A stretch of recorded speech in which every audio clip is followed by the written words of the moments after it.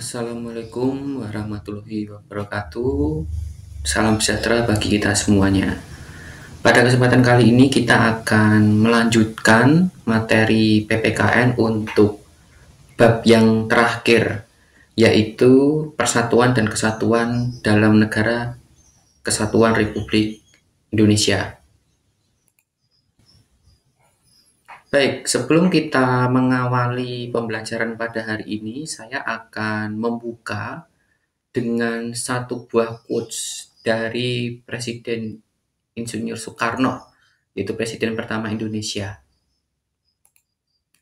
Beliau mengatakan bahwa negeri ini, Republik Indonesia, bukanlah milik suatu golongan, bukan milik suatu agama, bukan milik suatu kelompok etnis, bukan juga milik suatu adat istiadat tertentu, tapi milik kita semua dari Sabang sampai Merauke.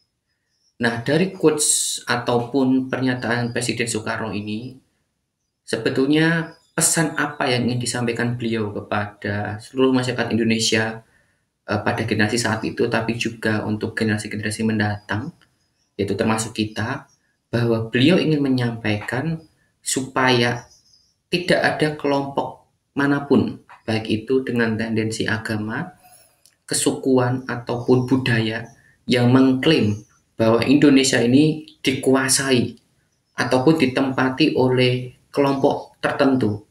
Tetapi beliau ingin menekankan bahwa sebetulnya kita semua yang ada di sini adalah Indonesia.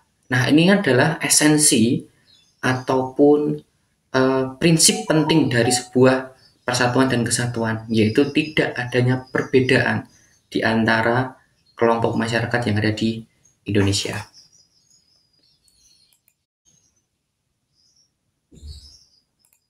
Baik, kemudian untuk tujuan pembelajaran hari ini, yaitu ada 6, dan nanti kita jadwalkan akan ada 3 pertemuan. Adapun tujuan pembelajaran pada bab ini adalah 1. Siswa mampu menjelaskan konsep tentang persatuan dan kesatuan. Nah, ini sangat penting sekali berkaitan dengan konsep ini, supaya tidak adanya kesalahan pemahaman, tetapi juga untuk membuat kalian lebih mengerti sebetulnya apa sih esensi dari persatuan dan kesatuan itu. Kemudian yang kedua adalah siswa mampu mengaitkan dampak peristiwa sejarah Budi Utomo dan juga Sumpah Pemuda terhadap munculnya rasa persatuan dan kesatuan bangsa Indonesia. Nah, ini adalah 2 peristiwa sejarah penting yang menjadi embrio tetapi juga sekaligus sebagai tonggak di dalam kemunculan rasa persatuan dan kesatuan di tengah bangsa Indonesia. Kemudian yang ketiga adalah siswa mampu menyebutkan prinsip-prinsip yang menunjang persatuan dan kesatuan bangsa Indonesia. Yang keempat, siswa mampu menjelaskan wujud nyata persatuan dan kesatuan bangsa Indonesia dalam bidang politik, ekonomi, sosial budaya, dan juga pertahanan dan keamanan. Lalu yang kelima adalah siswa mampu menganalisis potensi tetapi juga sekaligus ancaman yang mengancam persatuan dan kesatuan bangsa Indonesia. Dan yang terakhir adalah siswa mampu menganalisis kasus-kasus yang mengancam persatuan dan kesatuan bangsa Indonesia, serta mampu memberikan solusi pemecahan masalah. Itu adalah 6 tujuan pembelajaran yang saya harap ini bisa tercapai ketika proses pembelajaran PPKN selama 3 pertemuan ini. Baik, kemudian kita akan membahas terlebih dahulu tentang fakta dari Indonesia. Nah, kita tahu bahwa Indonesia adalah sebuah negara yang begitu sangat kaya raya, negara yang begitu luas dari aspek wilayahnya, tetapi juga Indonesia itu kaya dan syarat sekali akan budaya-budaya daerahnya. Nah, kita bisa melihat data dari BPS tahun 2010 bahwa ada 1.331 kelompok suku bangsa di Indonesia. Nah, tentu ini sangatlah banyak sekali karena mengingat Indonesia juga sangat luas, dari Sabang sampai Merauke, dan 1331 kelompok suku ini tersebar di seluruh wilayah Indonesia. Kemudian dari segi bahasanya kita bisa melihat bahwa ada 652 bahasa daerah yang berbeda. Ini menurut hasil survei dari Badan Bahasa Kemendikbud. Kemudian dari segi jumlah pulau, nah itu ada 17.491. Ini data yang tercatat di Kementerian Koordinasi Kemaritiman dan Investasi pada tahun 2019. Kemudian dari segi budayanya, yaitu tari-tarian, itu ada kurang lebih sekitar 300 tarian tradisional.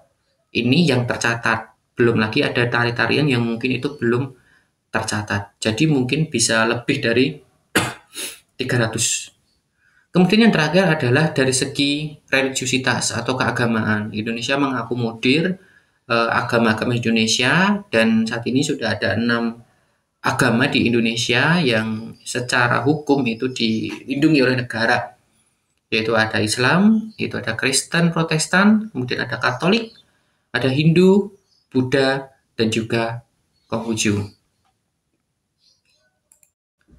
Nah, mengingat dari fakta-fakta tadi, kita dapat melihat bahwa Indonesia adalah sebuah negara yang majemuk, negara yang multi etnis di dalamnya, dan pasti di tengah keberbedaan itu, di tengah segala ciri khas yang melekat di masing-masing kelompok tersebut, pasti yang namanya konflik itu tidak dapat dihindarkan.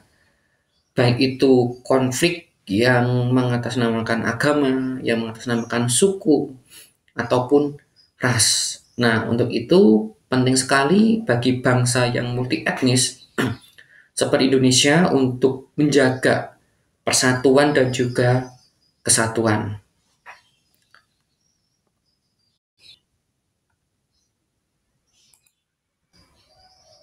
Nah, sebetulnya apa sih konsep persatuan dan kesatuan itu? Karena dua kata ini sering sekali kita dengar ya, terutama ketika kita belajar tentang PKN ataupun membaca buku-buku sejarah atau bahkan membaca berita gitu. Nah, sebetulnya apa konsep atau pengertian dari persatuan dan kesatuan itu sendiri? Jadi menurut KBBI, persatuan itu adalah gabungan, ikatan, kumpulan, dan sebagainya beberapa bagian yang sudah bersatu. Jadi dari sini kita dapat melihat sebetulnya persatuan adalah kumpulan-kumpulan dari bagian-bagian yang sudah ada. Jadi persatuan itu tidak merupakan kumpulan dari unit terkecil, yaitu seperti individu, tetapi itu ada kelompok-kelompok yang kemudian berkumpul menjadi satu. Nah, itu disebut dengan persatuan. Misalnya ada kelompok A, kelompok B, kelompok C, kelompok D. Nah, dari kelompok-kelompok tadi bergabung jadi satu. Nah, itu disebut dengan persatuan. Nah, kemudian yang kedua, konsep tentang kesatuan. Apa itu kesatuan? Jadi kesatuan adalah perihal satu, keesaan yang bersifat tunggal. Jadi kesatuan itu merupakan hasil sebetulnya, hasil dari proses persatuan tadi. Sehingga di dalam kesatuan sebetulnya tidak ada lagi mengatasnamakan saya dari kelompok A, saya dari kelompok B, saya dari kelompok C atau kelompok yang lain. Tetapi sudah mengatasnamakan apa? Satu identitas dari persatuan yang sudah dibentuk tadi. Nah, berdasarkan istilah persatuan dan kesatuan, itu berasal dari satu kata yang berarti adalah utuh dan tidak terpecah belah. Jadi di dalam persatuan dan kesatuan maka tidak ada yang namanya fragmentasi ataupun pembagian-pembagian lagi ataupun perpecahan di dalamnya, tetapi kelompok-kelompok yang sudah tergabung tadi menjadi satu atau utuh dan tidak terpecah belah. Kemudian konsep dari Kemendikbud yang mengatakan bahwa persatuan itu dapat diartikan sebagai perkumpulan dari berbagai komponen yang membentuk menjadi satu. Nah, konsep ini sama dengan KBBI tadi, bahwa sebetulnya persatuan itu dibentuk dari kumpulan kelompok-kelompok dan menjadi satu.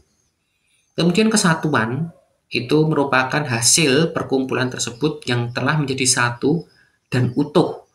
Maka kesatuan erat hubungannya dengan keutuhan. Nah, konsep ini juga selaras dengan penyataan ataupun konsep dari KBBI tentang kesatuan. Nah, sehingga persatuan dan kesatuan itu mengandung arti bersatunya macam-macam corak yang beraneka ragam menjadi satu kebulatan yang utuh dan serasi. Jadi itu adalah konsep dari persatuan dan kesatuan. Nah, secara sederhananya saya akan menggambarkan tentang bagaimana persatuan dan kesatuan itu bisa terbentuk. Nah, ini adalah contoh gambarnya. Ini kita ibaratkan saja yang warna hijau ini adalah Indonesia gitu. Dan di dalam Indonesia ini kan terdiri dari kelompok-kelompok, entah kelompok agama, kelompok suku, dan juga kelompok-kelompok yang lain. Nah, ini saya contohkan adanya kelompok suku dan kelompok agama. Misalnya di sini ada kelompok Jawa, kelompok Batak, kelompok suku Bugis, kelompok suku Sunda, dan di sini ada kelompok agama Islam, kelompok agama Kristen, dan kelompok-kelompok agama lainnya begitu. Nah, di dalam persatuan maka kelompok-kelompok kecil-kecil ini bergabung menjadi satu. Nah, ini dinamakan dengan persatuan. Jadi persatuan adalah, tadi saya ulangi lagi, bersatunya atau bergabungnya kelompok-kelompok tadi menjadi sebuah satu kesatuan. Ini adalah persatuan. Nah, kemudian hasil dari penggabungan kelompok-kelompok ini adalah ini, Indonesia. Dan di sini tidak ada lagi muncul identitas saya dari kelompok Jawa, kelompok Islam, kelompok Sunda, kelompok Kristen, kelompok Bugis, atau kelompok Batak. Tetapi yang muncul adalah identitas Indonesia. Begitu. Nah, ini disebut dengan kesatuan. Jadi kesatuan itu adalah hasil dari persatuan ini. Begitu. Ini adalah gambaran sederhananya seperti itu. Nah, kemudian persatuan dan kesatuan itu juga bisa kita gambarkan di dalam filosofi sapu lidi. Gitu. Kalian pasti tidak asing ya dengan benda ini, benda yang selalu ada di sekitar kita, terutama untuk menyapu di pekarangan rumah begitu. Nah, sapu lidi ini syarat sebetulnya akan filosofi persatuan dan kesatuan. Lidi, yaitu batangnya, itu melambangkan komponen-komponen masyarakat, misalnya agama, suku, ras, dan lain-lain. Ya, itu lidi. Lidi itu menggambarkan kelompok masyarakat yang berbeda-beda tadi. Nah, sedangkan sapu, yaitu kumpulan dari lidi itu melambangkan Indonesia. Gitu. Nah, dan ikat ini itu biasanya terbuat dari rafia ataupun dari tali bambu begitu yang diserut. Nah, itu melambangkan adalah alat pemersatu. Jadi rafia atau bambu itu di Indonesia itu kita lambangkan atau kita gambarkan itu dengan sebuah alat pemersatu bangsa. Sebuah alat yang dapat menyatukan perbedaan-perbedaan yang ada gitu. Yaitu apa?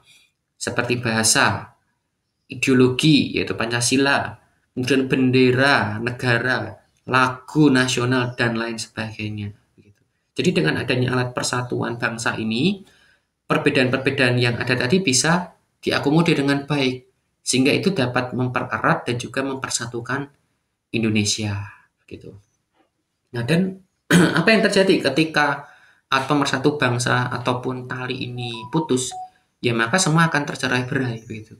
Semua akan berjalan sendiri-sendiri dan pasti sapu itu tidak bisa digunakan. Bayangkan saja apakah sebuah lidi, batang lidi itu bisa digunakan untuk membersihkan sampah yang ada di sekitar kita. Tentu tidak bisa. Sampah bisa dibersihkan ketika lidi itu mau diikat menjadi satu dengan tali rafia atau bambu tadi.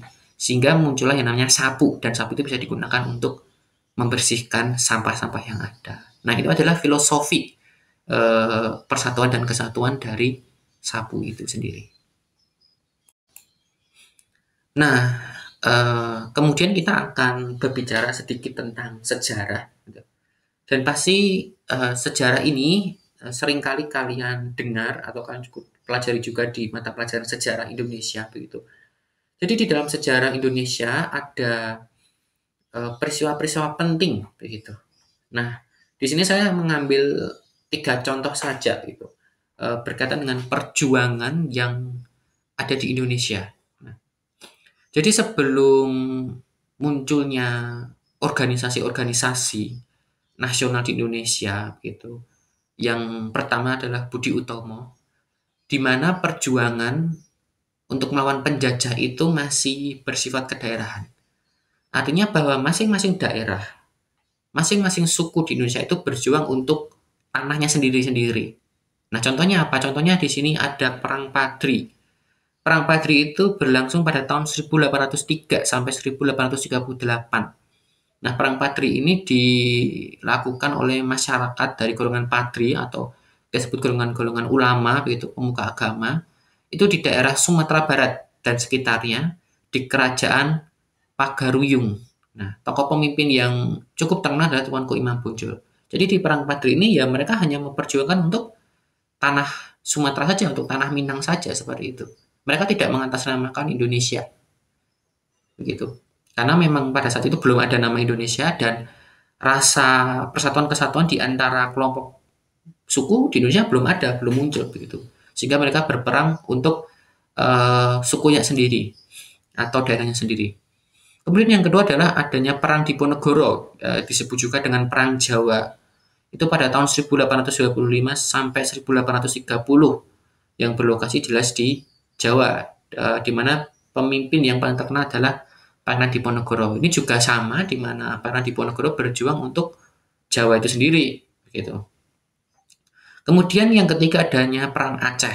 Perang Aceh itu tahun 1873 sampai 1904, berlokasi di Aceh.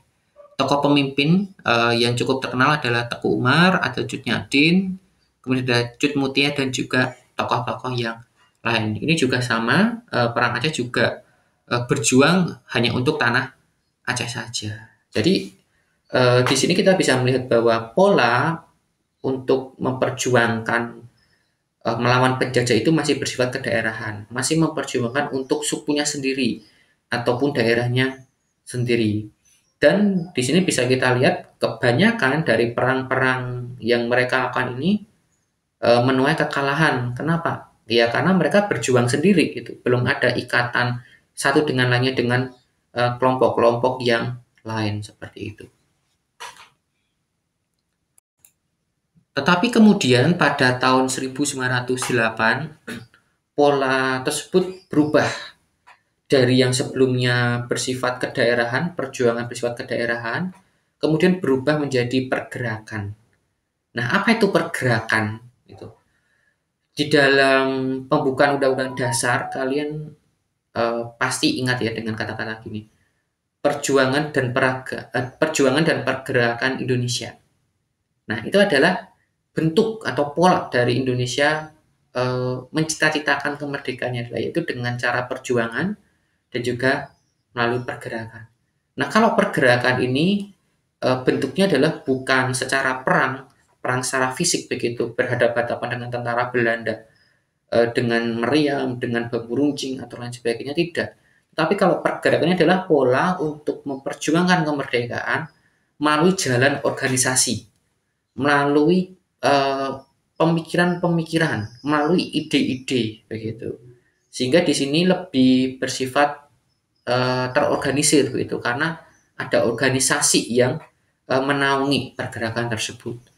Nah, ini dimulai ketika tahun 1908, tepatnya pada tanggal 20 Mei, lewat berdirinya Budi Utomo. Nah, Budi Utomo sendiri itu dibentuk oleh Dr. Sutomo dan juga para mahasiswa Stovia. Itu adalah mahasiswa kedokteran di Indonesia yang saat ini berubah menjadi Fakultas Kedokteran Universitas Indonesia, begitu. Atau singkatnya adalah Opleiding van Indische Artsen. Dan ini diprakarsai oleh Dr. Wahidin Sudiro Husodo begitu. Jadi ada keinginan dari Dr. Wahidin begitu untuk memperjuangkan kaumnya gitu apa? Indonesia gitu. Karena Dr. Wahidin ini melihat bahwa adanya ketimpangan pendidikan antara kaum pribumi dengan dengan kaum Eropa pada saat itu, di mana kaum pribumi hanya kelompok-kelompok tertentu saja bisa mendapatkan pendidikan, Salah satunya adalah bangsawan dan juga para aristokrat ataupun para pegawai-pegawai negeri pada saat itu.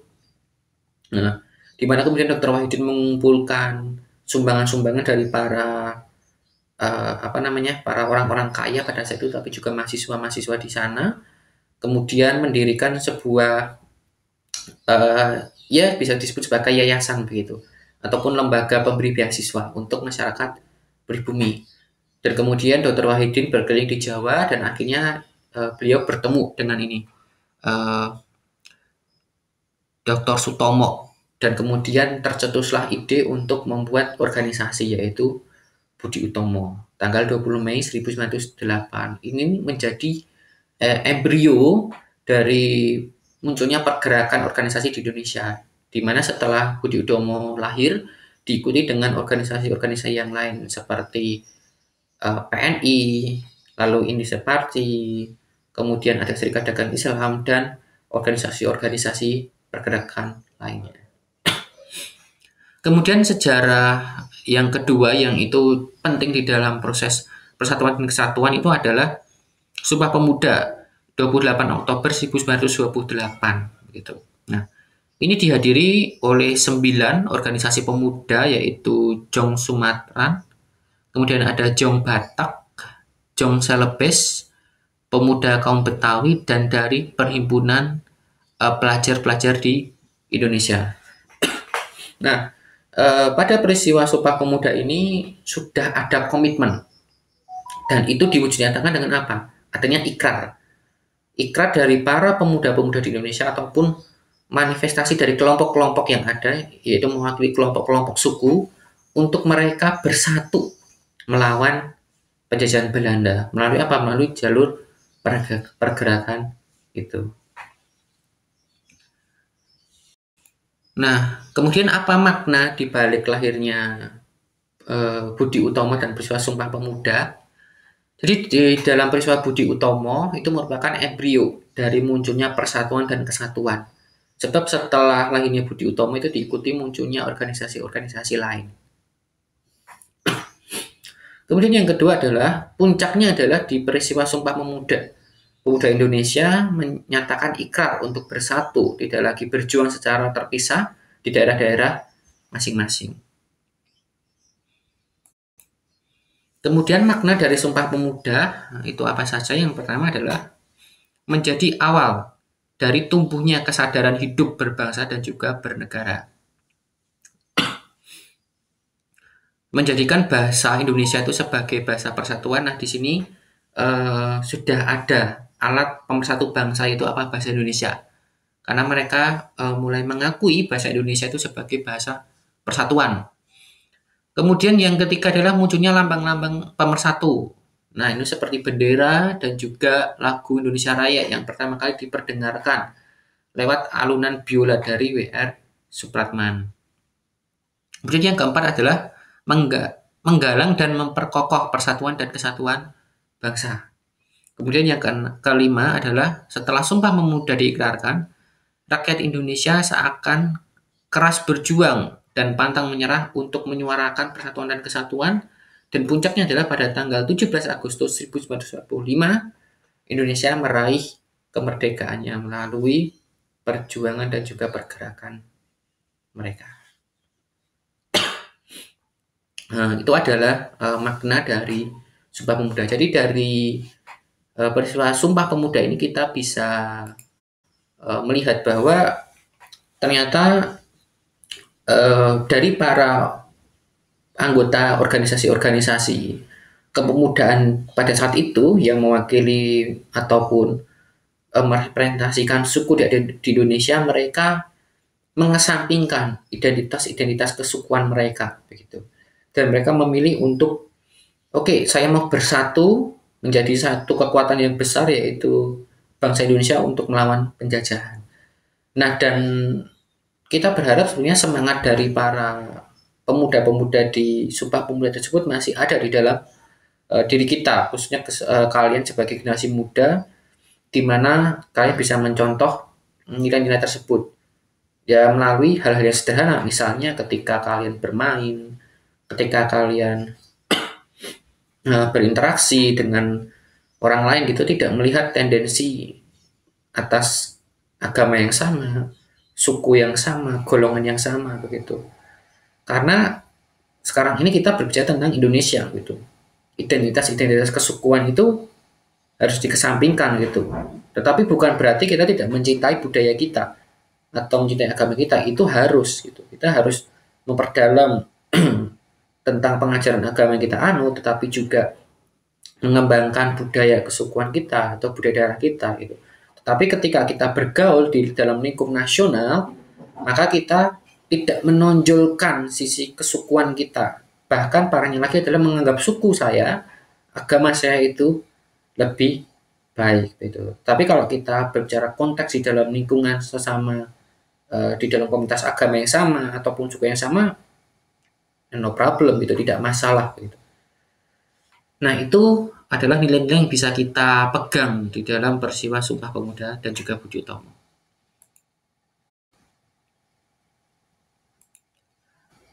Kemudian selain itu, persatuan dan kesatuan juga perlu didukung dengan prinsip-prinsip yang lain. Contohnya adalah Bhinneka Tunggal Ika.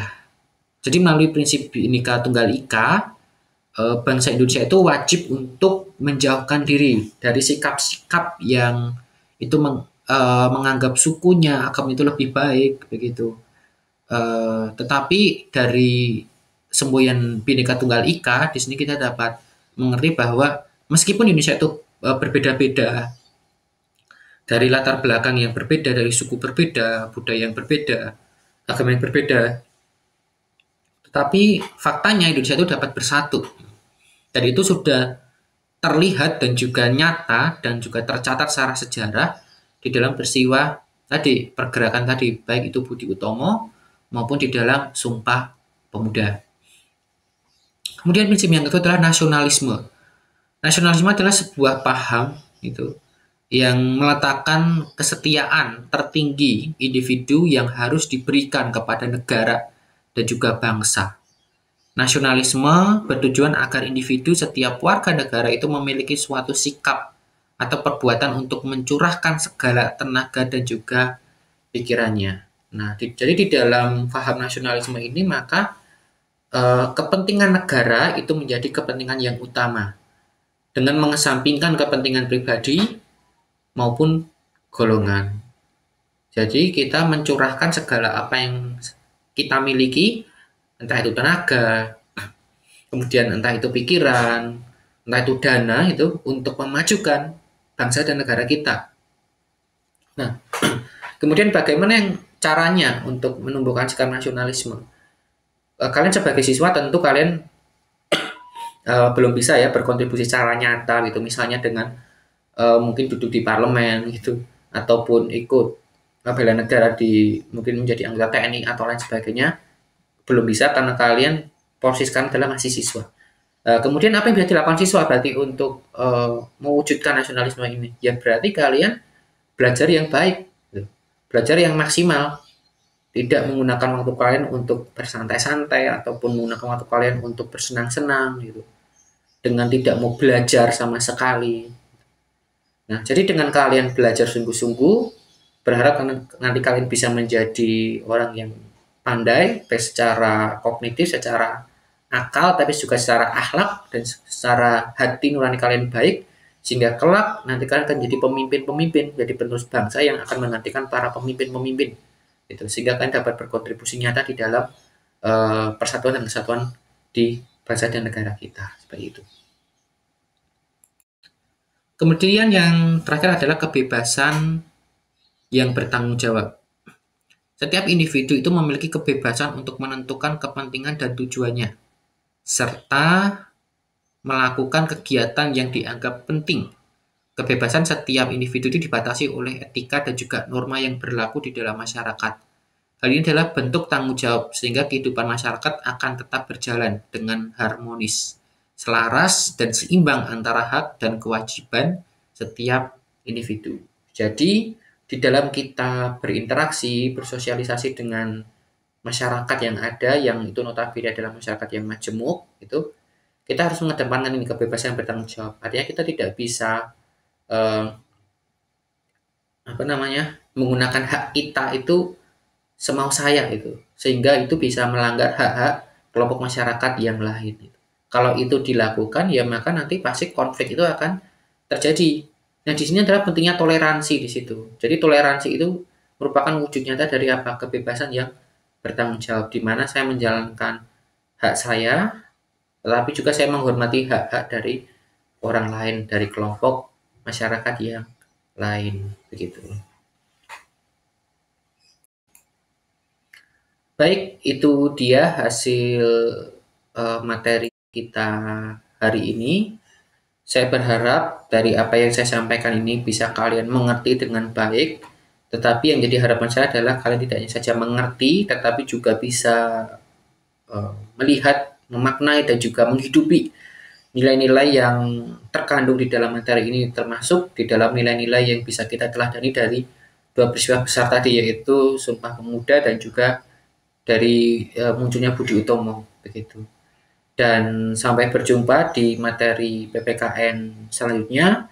Tetap jaga kesehatan dan patuhi protokol kesehatan, tetap gunakan masker, mencuci tangan, dan menjaga jarak. Akhir kata, wassalamualaikum warahmatullahi wabarakatuh.